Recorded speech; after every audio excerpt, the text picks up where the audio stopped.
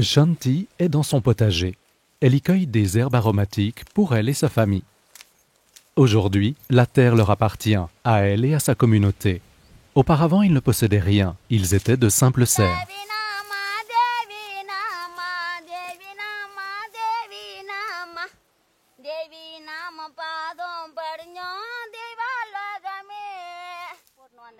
Une assemblée générale en 2005.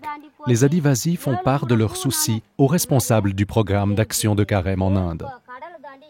Chez le propriétaire terrien, nous n'avons pas à manger. Nous mourrons de faim. Nous devons passer notre journée à surveiller les manguiers regorgeant de fruits mûrs, mais nous ne pouvons pas y toucher.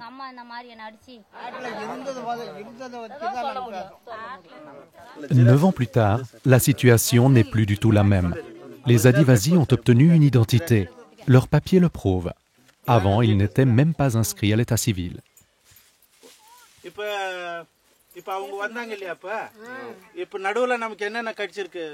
Ils ont appris à se défendre.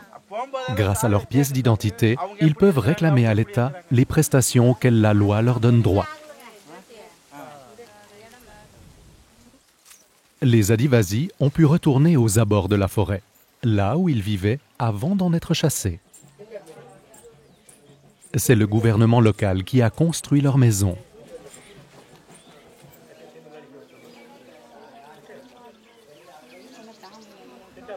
Aujourd'hui, il y a de l'eau potable dans le village, une avancée gagnée de haute lutte.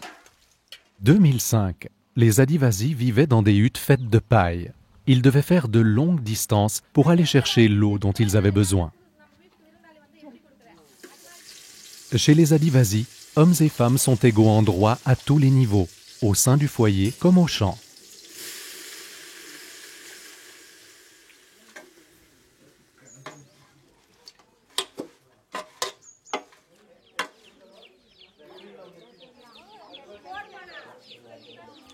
Ce sont les premiers enfants Adivasis scolarisés.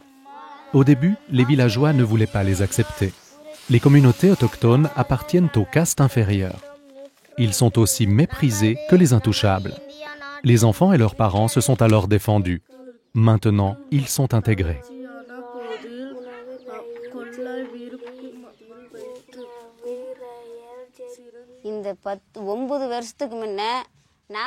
Avant, nous craignions tout le monde, les propriétaires terriens, les gardes forestiers, les policiers qui nous menaçaient et nous exploitaient. Maintenant, nous avons des droits. Le droit d'aller dans la forêt, le droit d'avoir de la nourriture à prix réduit, le droit d'accéder à la terre, à la banque de céréales, ce qui nous donne de la sécurité et du pouvoir. Aujourd'hui, tout le monde nous respecte. Nous ne craignons personne. Toutes les familles Adivasis possèdent leurs champs. Elles cultivent néanmoins ensemble la terre qui leur procure non seulement la nourriture et les revenus dont elles ont besoin, mais aussi et surtout une identité et une dignité. Ici, on récolte du millet, une ancienne variété de céréales tombée dans l'oubli, que les populations se mettent à nouveau à cultiver.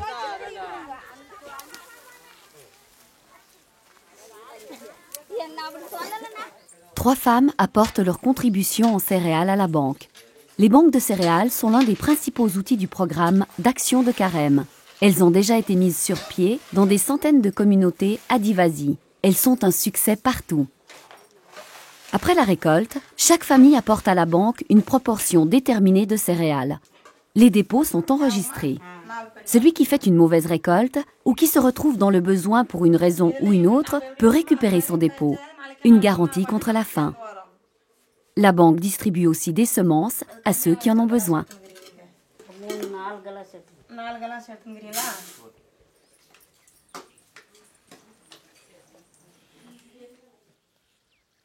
Auparavant, elle gardait les vaches du propriétaire terrien.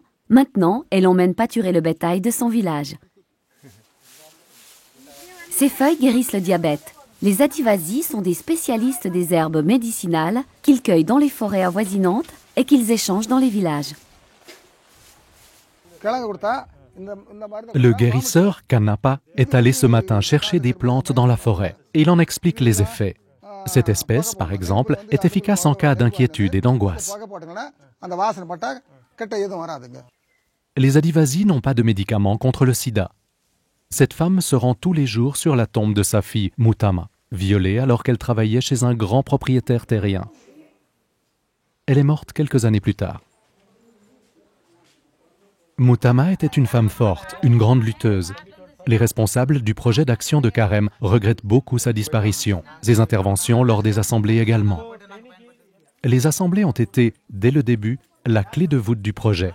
Elles permettent aux Adivasis de s'exprimer, d'être écoutés et d'être prises au sérieux. C'est ici que les décisions sont prises et les actions organisées.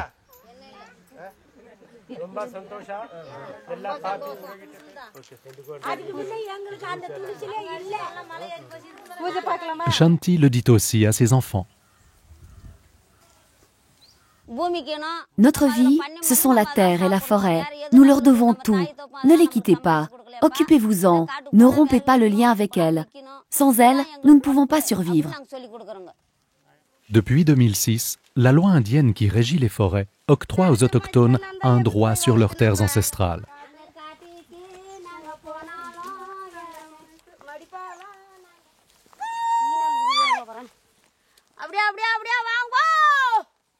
Les Adivasis connaissent chaque arbre, chaque plante. Ils cueillent des racines, des baies, des fruits, des herbes médicinales, du miel et du bois de chauffage. Shanti chemine avec sa fille Muragama, avec qui elle partage son savoir. En 15 ans, les Adivasis ont obtenu énormément de choses. Désormais, ils sont indépendants et autonomes.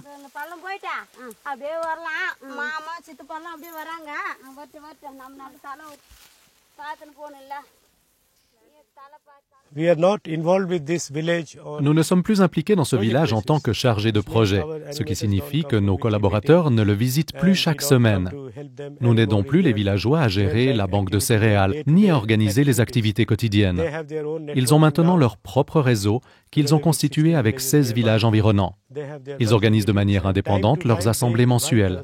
De temps à autre, ils nous invitent pour que nous restions au courant de ce qu'il s'y passe.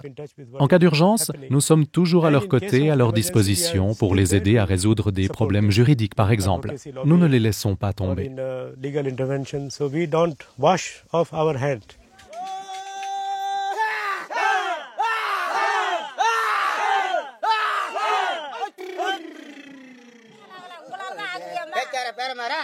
Le prêtre entre en transe. Il invoque Muramma, la déesse de la forêt.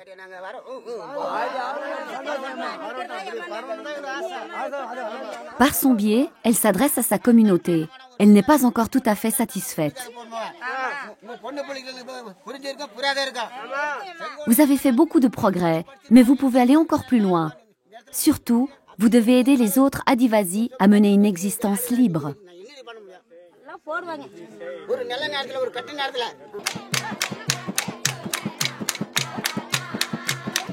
Les communautés autochtones représentent 10% de la population indienne, soit 120 millions d'êtres humains.